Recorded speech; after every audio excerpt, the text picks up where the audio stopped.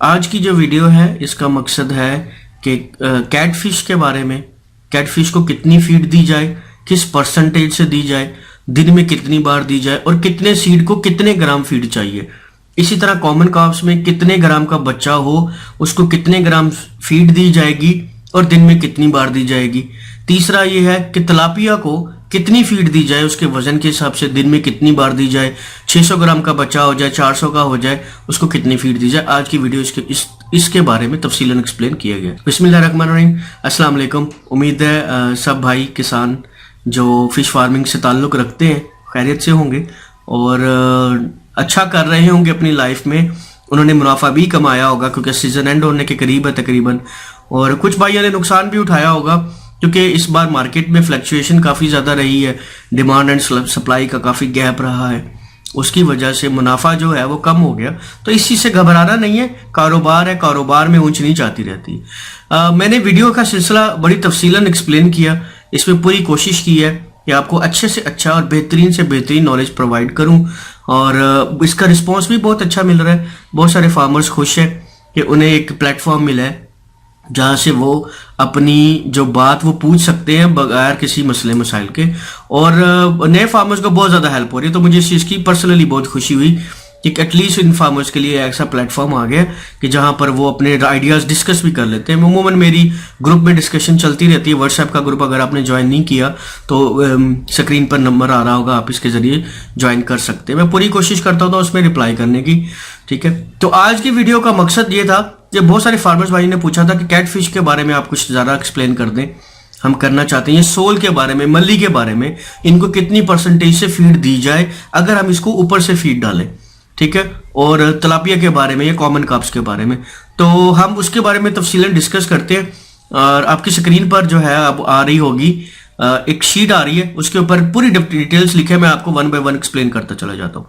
इसमें सबसे पहले आप देखें, इसमें लिखा हुआ है कि अगर कैटफिश का वजन 25 ग्राम है तो उसको 4% के हिसाब से फीड देने, 4% किस चीज का, उसके वेट का, ठीक है। तो मैंने पिछली वीडियोस में बड़ी तफसीलन समझाया हुआ है, जिसमें मैंने FCR निकालना भी सिखाया है और फिश को किस परसेंटेज से फीड देनी है और वो कितने ग्राम में निकलेगी वो मैंने बड़ी तफसील से समझाया है। अगर आप 4-5 वीडियोस पीछे जाएंगे ना तो आपको वो फार्मूला मिल जाएगा जिसमें बड़ी आसानी से आप निकाल सकेंगे कि आपके 25 ग्राम के बच्चे को कितने ग्राम फीड चाहिए होगी। वो फार्मूला दिया हुआ, मैं रेफरेंस के लिए यहाँ फार्मूला पुट कर दूंगा, ठीक है। अब इसमें दूसरी चीज देखें कि कितनी फ्रीक्वेंसी से देनी है, दिन में कितनी बार देनी है। कैटफिश का बच्चा 25 ग्राम का बच्चा है, उसको 4% फीड देनी है, कितने दिन में कितनी बार देनी है, 2 बार देनी है। यही बच्चा जब हम कॉमन कार्प्स में जाते हैं, 25 ग्राम का बच्चा कितनी परसेंटेज फीड देनी है, 4.5%, और कितनी फ्रीक्वेंसी से देनी है, दिन में 3 दफा। इसी तरह अगर तिलापिया है, जो गिफ्ट तिलापिया या नाइल तिलापिया है, इसको कितनी परसेंट फीड देनी है, 4.5%, दिन में कितनी बार देनी है, 3 दफा, यानी कि जो फिश का बच्चा है उसको 3 दफा खुराक दी जा सकती। इसी तरह अगर आप देखेंगे तो 50 ग्राम का सीड है, 50 ग्राम के सीड के कितनी फीड चाहिए, 3.5% के हिसाब से 75 ग्राम है और 100 ग्राम है। अगर हम 100 ग्राम का देखें तो कैटफिश का 100 ग्राम का बच्चा हो तो उसको 3% खुराक देनी है, कितनी देनी है, दिन में 2 दफा, ठीक है। और इसी तरह अगर हम देखते हैं कॉमन कार्प्स में तो उसको 3.3% फीड देनी है, दिन में 3 दफा देनी है, ठीक है। और फीड इसी तरह तिलापिया में 3%। अच्छा, ये इतनी दफा देने का मकसद क्या है? इतनी दफा देने का मकसद ये है कि ताकि आपका जो सीड है वो मैक्सिमम ग्रोथ कर सके। अच्छा, इसमें ये सवाल भी पैदा हो सकता है क्या ये नर्सरी में रखा हुआ बच्चा है या तालाब में रखा हुआ बच्चा है? तो ये दोनों जगह पे ही है। नर्सरी में बहुत सारे लोग गलती कर जाते हैं कि 30 ग्राम का 20 ग्राम का बच्चा सैकड़ों के हिसाब से पड़ा हुआ होता है और वो कहते हैं कि हम फीड डाल रहे हैं लेकिन बच्चा ग्रोथ नहीं कर रहा। उसकी वजह ये होती है कि एक जो माहिर है, जो बड़े अच्छे से फार्मिंग करने फार्मर, बड़े फार्मर है, उन्होंने एक पैमाना सेट किया है कि अगर आपके पास ये 50-60 ग्राम का बच्चा है, 70 ग्राम का बच्चा 4000 या 5000 फी एकड़ के हिसाब से मौजूद है आपकी नर्सरी में, तो आप उसको जैसे मर्जी फीड करवाएं, वो बड़ी स्पीड से ग्रो करेगा और तालाब में उससे ज्यादा भी स्पीड से ग्रो करेगा। हमारे यहाँ फार्मर में क्या करते हैं, 3 एकड़ या 4 एकड़ का फार्म होता है, उसमें हमने 60,000, 50,000, 70,000 बच्चा डाला हुआ होता है, उसको थोड़ी बहुत फीड डालते हैं लेकिन वो इतना ग्रो नहीं कर पाता, ठीक है, उतनी स्पीड से ग्रो नहीं कर पाता। तो जो फार्मर्स प्लानिंग करते हैं ना कि हमने अच्छा वेट लेना है, वो नर्सरी पर भी फोकस करें। वैसे मैं आने वाले वक्त में 2-3 दिनों में नर्सरी के ऊपर वीडियो बना रहा हूं, तो उम्मीद है उससे भी आपको हेल्प मिल जाएगी। अब हम चलते हैं 300 ग्राम के बच्चे का। अगर वही कैटफिश का 300 ग्राम का बच्चा होगा तो उसको हम 2% फीड देंगे, दिन में 1 दफा देंगे। वो आपने टाइम सेट कर लेना है, सुबह 10 बजे देनी है, 11 बजे देनी है, शाम को देनी है, कितने बजे देनी है, ये आपने डिसाइड कर लेना है। इसी तरह अगर हम कॉमन कार्ब्स पे जाएंगे तो 2.4% उनके बॉडी वजन का, यानी कि जितना उनका टोटल वजन होगा उस वजन का 2.4% आप उनको खुराक देंगे, दिन में सुबह और दोपहर को। यानी कि आप टाइम सेट कर लेते हैं, सुबह आपने 10 बजे खुराक देनी है या 8 बजे देनी है या 7 बजे देनी है। ठीक है, टाइम मैंने जो बेहतरीन टाइम है वो मैं खुराक के वीडियो में एक्सप्लेन कर चुका हूं। मैं अभी बता देता हूं कि आपने 9 बजे के बाद खुराक ना डालें, 9 बजे या 10 बजे के बाद। टेम्परेचर शदीद गर्मियों में टेम्परेचर वहां तक पहुंच जाता है। टेम्परेचर से याद आया, मैं अगली वीडियो में जो एक्सप्लेन करने जा रहा हूं वो ये है, किस टेम्परेचर पर कितनी % फीड देनी है। ठीक है, यानी जो आपने फर्ज करें 10 ग्राम वजन निकला है उसका कितने % आपने देना है। खैर, इसको हम बाद में डिस्कस करेंगे।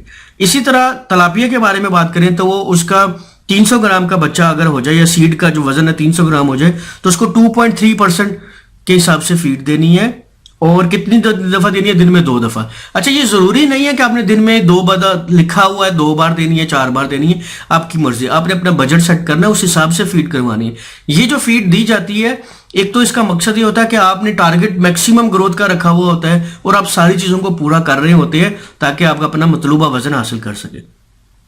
इसी तरह अगर हम एंड में जाएं तो 600 ग्राम के बच्चे को 1.2%, कैटफिश के बच्चे को 1.2% खुराक चाहिए, दिन में 1 दफा चाहिए।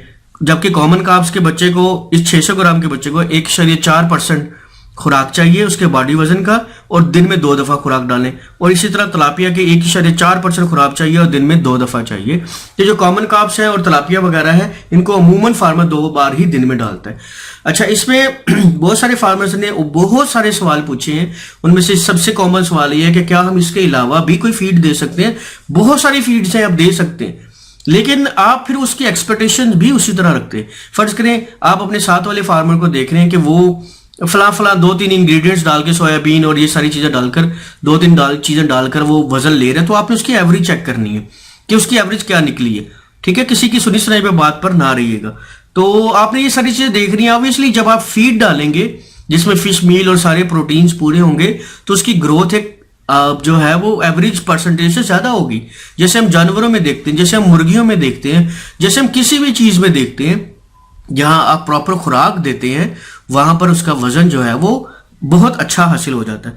तो ये वीडियोस जो थी वो इसमें ये था कि आप इसको तफसीलन खुद रख भी सकते हैं। ये एक बहुत कॉमन फैक्टर है, इससे आपको आइडिया हो जाएगा कि मुझे कितनी % फीड देनी है और कब कब देनी है। ठीक है, और मैं कोशिश कर रहा हूं कि इसको, अगर इसमें कोई चीज रह गई है, क्योंकि बाज़-औक़ात इंसान इतनी चीजें ज़हन में चल रही होती हैं, कुछ चीजें मिस हो जाती हैं, तो कमेंट सेक्शन में, व्हाट्सएप में मुझे जरूर इसके बारे में बताइएगा ताकि हम इसको ठीक कर सकें। ठीक है, तो ये तो आपके पास चार्ट आ गया कैटफिश का, कॉमन कार्ब्स का और तलापिया का, कि कितने ग्राम के वजन पर कितनी % से फीड देनी है और दिन में कितनी दफा देनी है। अगेन मैं वही बात कर रहा हूं, टाइमिंग आपने सेट करनी है। सुबह 8 बजे देनी है, 9 बजे देनी है पहली खुराक, और दूसरी खुराक 4 बजे देनी है, 5 बजे देनी है। इसमें एक और कॉमन चीज जो सबसे अहम है वो ये समझने की है, खुराक को ओवर फीडिंग पर ना लेके जाइएगा। जब आप तालाब में बहुत ज्यादा खुराक डालते हैं, मछली की मिकदार ये जरूरत से ज्यादा, तो उसमें पता नहीं कैसी कैसी अजीबोगरीब बीमारियां पैदा हो जाती हैं। जब एक फार्मर्स को पता हो जाता है, जैसे मुझे पता है कि फर्ज करें मछली को अगर मैं ओवर फीडिंग कराऊंगा तो इसमें पेट की बीमारियां पैदा होंगी, तो मैं नहीं करवाऊंगा। लेकिन कुछ फार्मर्स को इल्म नहीं होता, जब वो करवाते हैं तो जो नई डिजीज निकल के आती है वो अजीब सी होती है, उसके ऊपर फिर उनको डबल नुकसान होता है। एक तो उनका बच्चा मर रहा होता है, सेकंड जब वो मेडिसिन करते हैं तो फिर वो कोई भी एक शख्स 1 या 2 मेडिसिन रेकमेंड नहीं करता, वो 3-4 मेडिसिन रेकमेंड करता है। फार्मर इतना डरा हुआ होता है तो सारी मेडिसिन लेकर उसके ऊपर अप्लाई करता है, जिसकी वजह से वो मेडिसिन का खर्चा भी डबल हो जाता है। चाहे वो सिर्फ फैक्टर ये होता है कि आपने फीड कम करनी होती है। तो ये बहुत सारे फैक्टर्स हैं। अच्छा, आज की वीडियो का इख्तिताम यही करते हैं। अगली वीडियो, जैसे मैंने कहा, मैं टेम्परेचर के बारे में एक्सप्लेन करने जा रहा हूं, किस टेम्परेचर पर हमें खुराक देनी है, किस पर नहीं देनी, उसके बारे वहां पर मैं बहुत सारी और भी आपसे बातें शेयर करूंगा। तो मुझे बहुत खुशी है आप लोग मेरी वीडियोस को देख रहे हैं, इसको शेयर कर रहे हैं, बहुत सारी एप्रिसिएशन आ रही है, बहुत खुश हुआ हूं। और इंशाल्लाह आने वाले वक्त डक वीड के बारे में सुना है, उसके बारे में इंशाल्लाह जरूर वीडियो बनाऊंगा, वो भी एक फीड का हिस्सा है। तब तक के लिए इजाजत है। उम्मीद है आप हमारी वीडियो देखते रहेंगे, इसको शेयर करें, लाइक करें, सब्सक्राइब जरूर करें, ताकि जितने लोग ज्यादा होंगे एक बड़ी कम्युनिटी बिल्ड होगी और हमारी आवाज जो है वो ज्यादा दूर तक सुनी जाएगी। बेसिकली इस चैनल को बनाने का पर्पस यही था कि हम जितने ज्यादा फार्मर आपस में कनेक्ट होंगे हमारी बात उतनी ज्यादा ऊपर तक सुनी जाएगी और हम एक अच्छे तरीके से अपनी फिश फार्मिंग की फील्ड में एक कोई ना कोई चीज मनवाने के लिए काबिल हो जाएंगे।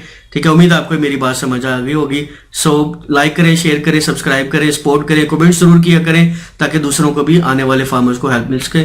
तब तक के लिए इजाजत है। वस्सलाम, अल्लाह हाफिज।